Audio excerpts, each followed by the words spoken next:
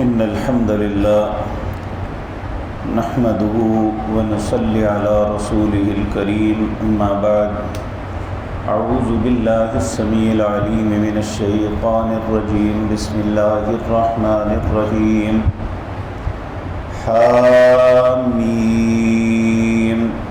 تنزيل الكتاب من الله العزيز العليم غافر الذنب وقابل التوب شديد العقاب ذي الطول لا إله إلا هو إليه المصير۔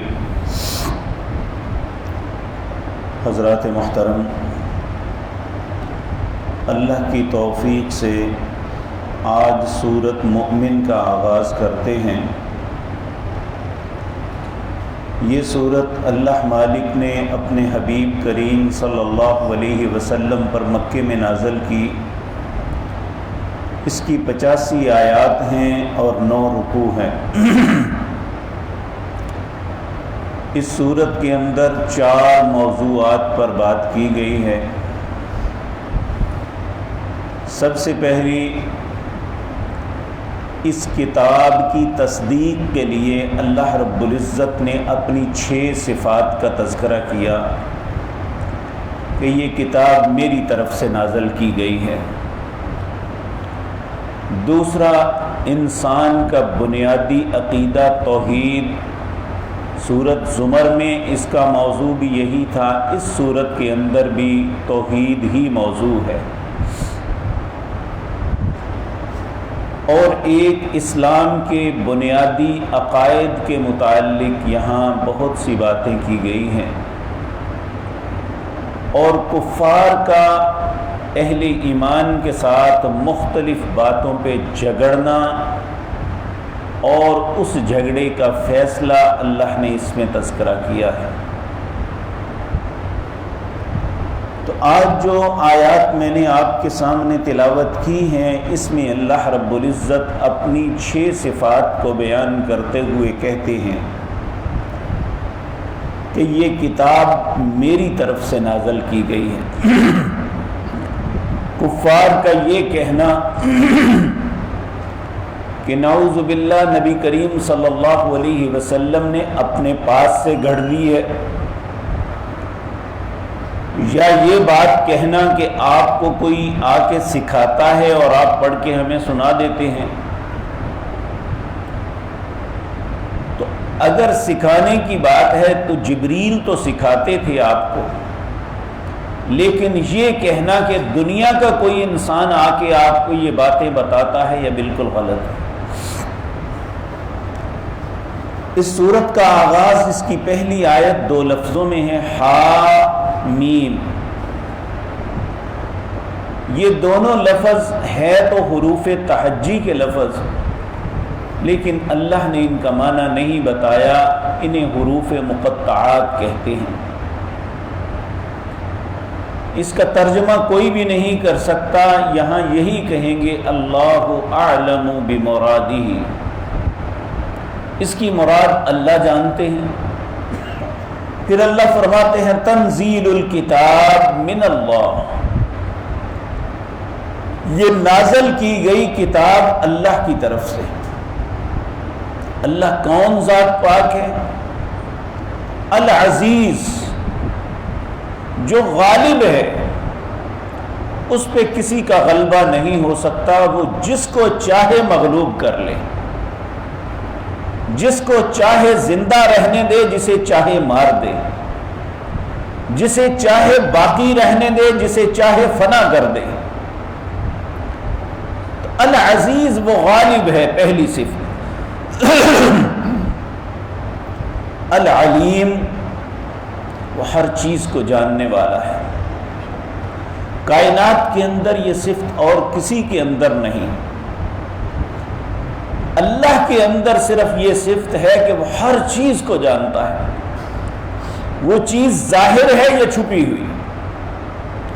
ہم صرف وہاں تک جان سکتے ہیں جہاں تک ہماری نظر پہنچتی ہے، جو ہماری نظر سے دور ہے ہم اسے نہیں جانتے۔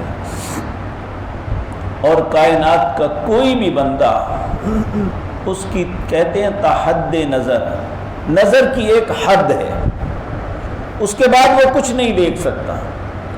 اللہ وہ ذات پاک ہے جو پانیوں کے اندر بھی دیکھتا ہے، زمین کی تہ میں بھی دیکھتا ہے۔ تو اللہ رب العزت کے علم کا وَلَا يُحِيطُونَ بِشَيْءٍ مِّنْ عِلْمِهِ، اس کے علم کا کوئی احاطہ نہیں کر سکتا۔ اگر انسان اپنے آپ کو بڑا بھی عالم سمجھے تو اللہ کہتے ہیں وَمَا أُوتِيتُم مِّنَ الْعِلْمِ إِلَّا قَلِيلًا، تجھے علم کا بہت تھوڑا سا حصہ دیا گیا ہے۔ غافر الذنب، یہ تیسری صفت ہے، گناہوں کو معاف کرنے والا ہے۔ وقابل التوب، توبہ کو قبول کرتا ہے۔ شدید العقاب، اس کا عذاب بھی بڑا سخت ہے۔ پہلے توبہ کی قبولیت، گناہوں کی معافی۔ اگر کوئی انسان ساری باتیں سننے کے باوجود نہیں مانتا تو پھر شدید العقاب، اس کا انتقام بڑا سخت ہے، انسان تصور بھی نہیں کر سکتا۔ یہ بات بارہا مرتبہ عرض کی ہے، اس کائنات میں سب سے پاکیزہ ہستی اللہ کی ذات کے بعد جناب محمد الرسول اللہ صلی اللہ علیہ وسلم، آپ رات کو جب اکیلے ہوتے ہیں، جو چھپ کے نماز پڑھی جاتی ہے جسے تہجد کی نماز کہتے ہیں، اس کے سجدوں میں رو رو کے اللہ سے یہ التجا کرتے ہیں، اللہم انی اعوذ برضاک من سخطک وبمعافاتک من عقوبتک، اے اللہ جب تو مجھ پہ سختی کرنے کا ارادہ کرے تو تیری رضامندی کی پناہ چاہتا ہوں، اور جب تو مجھ سے انتقام یا عذاب کرنے کا ارادہ کرے تو تیری عافیت کی پناہ چاہتا ہوں۔ وَأَعُوذُ بِكَ مِنْكَ، اے اللہ تیری ذات کے علاوہ کہیں بھی جائے پناہ نہیں۔ تو شدید العقاب، اس کا عذاب، اس کا انتقام بڑا سخت ہے۔ ذی الطول، لیکن وہ بہت بڑے حوصلے والا ہے۔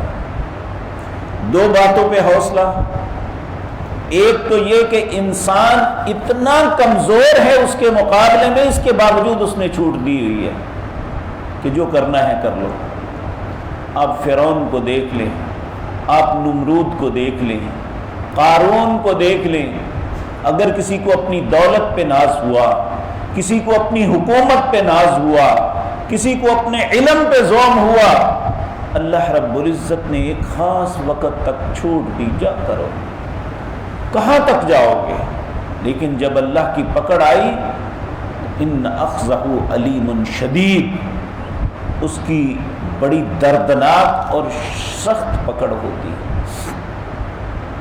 تو اللہ رب العزت حوصلے والا ہے، وہ وقت دیتا ہے، ہر انسان کو مہلت دیتا ہے، اور انسان وہ کچھ کرتا ہے۔ دیکھیں ہمیں بحیثیت انسان ایک خاص حد ہوتی ہے ہمارے برداشت کی، کہ اگر کوئی آدمی، اس کی گفتگو، اس کے معاملات حد سے بڑھیں تو ہماری برداشت جواب دے دیتی ہے، لیکن اللہ کی ذات وہ ہے جو طاقتور ہونے کے باوجود بہت حوصلے والا ہے، مہلت دے رہا ہے اور پھر بھی موقع دے رہا ہے۔ آج کفر ننگا ناچ رہا ہے، بے حیائی عروج پہ ہے، اور انسان بلائی جو ہے دب رہی ہے اور برائی پھیل رہی ہے، کوشش کے باوجود برائی کو فقیت مل رہی ہے، اللہ پھر بھی دیکھ رہا ہے۔ العیاذ باللہ، اللہ ہم سب کو اپنی پناہ میں رکھے۔ اور ایک اس کا حوصلہ یہ ہے کہ وہ طاقتور ہونے کے باوجود اس کا حوصلہ اتنا ہے وہ کو تباہ نہیں کر رہا۔ اگر اللہ کہتے ہیں کہ تمہارے اعمال کو دیکھیں تو ایک گھونٹ پانی کا نہ دو، لیکن ذی الطول، وہ بہت بڑے حوصلے والا ہے۔ لا الہ الا ہو، لوگوں اللہ کے علاوہ تمہارا کوئی معبود نہیں، کوئی الہ نہیں ہے۔ الیہ المصیر، تمہیں لوٹ کے اسی کے پاس جانا ہے۔ ہم بے شک دنیا میں مہلت مل جائے، دنیا میں انسان اپنی قوت اور طاقت کے بل بوتے پہ ظلم و ستم کر لے اور دوسرے کو بچھاڑ لے، لیکن اسے لوٹ کے ایک دن اللہ کے پاس جانا ہے۔ اور اللہ کی عدالت وہ ہے جہاں انسان کو انصاف تو بہت بڑی بات ہے، ایک بے سینگ بکری کو سینگ والی بکری نے مارا ہوگا تو اللہ اسے بھی اپنی عدالت میں کھڑا کر کے جو بے سینگ تھی اسے سینگ عطا فرمائے گا، اور دوسری کو بے سینگ کر کے کہے گا تم اسے مارو، یہ انصاف پورا ہوا، پھر انہیں ختم کر دیا جائے گا۔ تو انسان کو اس کے انصاف سے ڈرنا چاہیے۔ آج ہم اس بات پہ بالکل بے خوف ہیں کہ اللہ رب العزت جب انصاف کرنے پہ آتا ہے تو پھر انسان کے پلے کچھ بھی نہیں رہ جاتا۔ تو اس لیے اللہ سے جو پہلی دو باتیں ہیں وہی غافر الذنب، اپنے گناہوں کی معافی، وقابل التوب، اور اپنی خطاؤں کی توبہ کرنی چاہیے، اللہ اس کے غضب، اس کے عقاب سے اللہ کی پناہ طلب کرنی چاہیے۔ اقول قولی ھذا واستغفر اللہ لی ولکم۔